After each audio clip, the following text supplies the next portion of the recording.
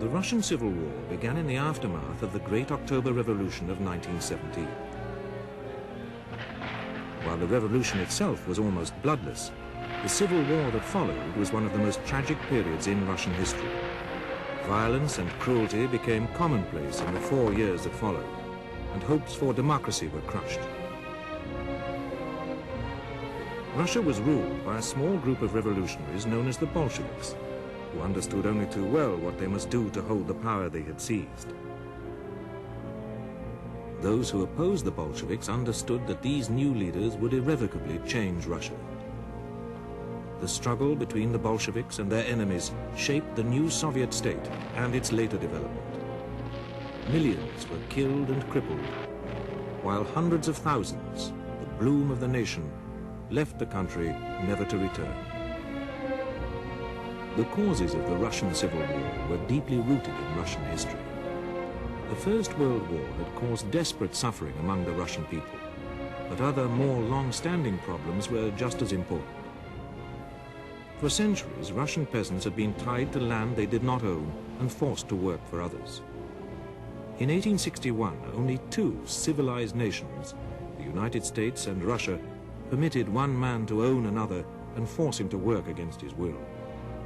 But in that year, as the United States began its own civil war to decide the question of slavery, Tsar Alexander II abolished serfdom in the Russian Empire. Yet vestiges of the old system continued to plague the vast majority of the Russian population, whose prospects for land and education remained severely limited. For Nicholas II, who became Tsar in 1894, the desires of many of his subjects for radical changes in government were difficult to accept. His indecisiveness plagued Russia and contributed to the country's internal problems.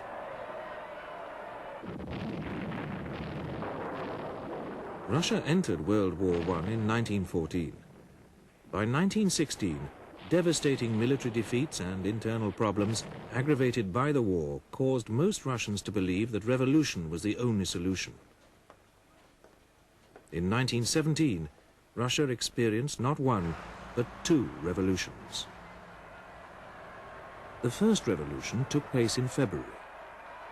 Born of frustration and disappointment, this revolution of queues demonstrated the lack of confidence of urban workers in their government's effectiveness. On March 2, 1917, Nicholas II abdicated, and soon after he and his family were arrested. Soldiers and workers in Petrograd banded together to form a quasi-governmental organization called the Petrograd Soviet. Its leaders represented two political parties, the Social Revolutionaries and the Mensheviks. Under the Tsar, the Duma had been Russia's parliamentary body. Now the Duma's Provisional Committee nominated ministers for its first cabinet, Prince Lvov as cabinet head and Pavel Milyukov as Minister of Foreign Affairs.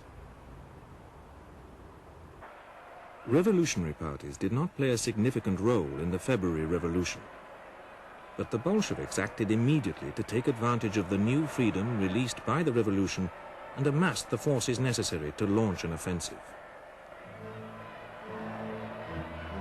In April, the German government granted permission for Vladimir Ulyanov, a Russian exiled in Switzerland, to return to his homeland through German territory in a sealed train. This man would play the key role in Russia's revolutionary history. He was known as Ilyin, Tulin, Petrov, and Frey, but his most famous alias was Lenin.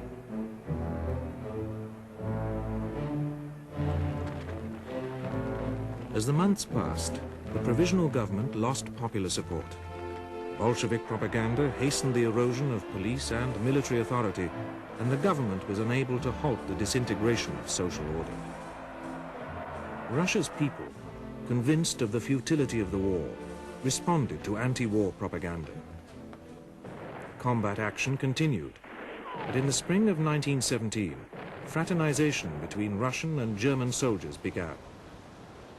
Millions of peasants in uniform saw their fight as counterproductive. By summer, military command had collapsed and mass defection from the front lines began. These soldiers, who voted with their feet, were the largest group of combat-ready men Russia had ever absorbed from a war.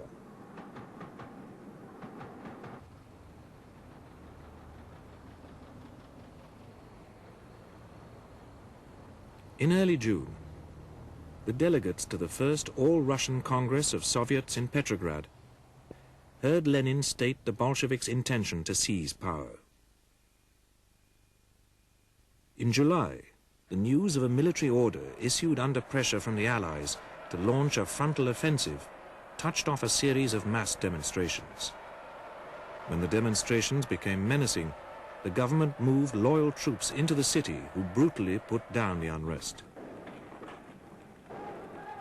The suppression of the demonstrations and the failure of the offensive brought down the head of the government, Prince Lvov, who was replaced by Alexander Kerensky.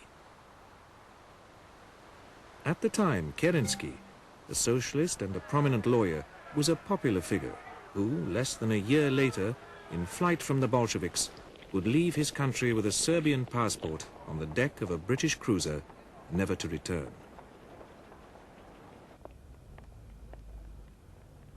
The commander-in-chief of the Russian army, Larv Kornilov, who participated in the conference, believed that only stronger measures would save his country.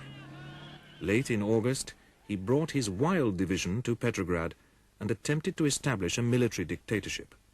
His attempt failed. The division was disarmed and he was arrested.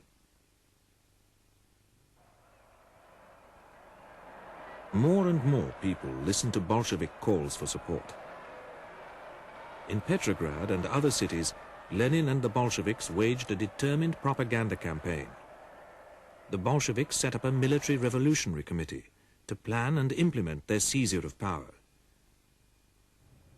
Their military forces were loosely organized groups called Red Guards. The time had come. The capital of the Russian Empire was the city of St. Petersburg. During World War I, the city's name had been changed to Petrograd. After Nicholas II abdicated, the Winter Palace became the seat of the provisional government. During the week before the revolution, rumors of an attack circulated. The approaches to the Winter Palace were not guarded. Log barricades were hastily constructed, but provided almost no protection, and the government troops assigned to protect the palace were young recruits and a battalion of women. The Bolsheviks, who had already captured the Smolny Institute, had more personnel and greater determination and confidence in their cause. The Bolshevik attack on the Winter Palace on October the 25th was not filmed, but in the week afterward, the damage from the attack was recorded.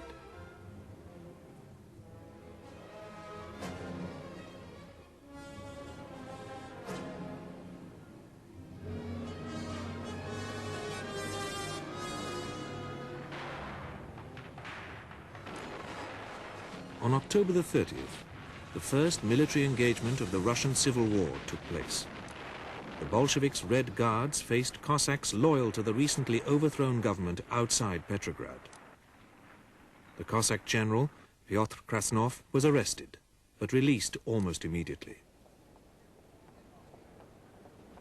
Within a week, Soviet power was established almost bloodlessly throughout most of the former Russian Empire.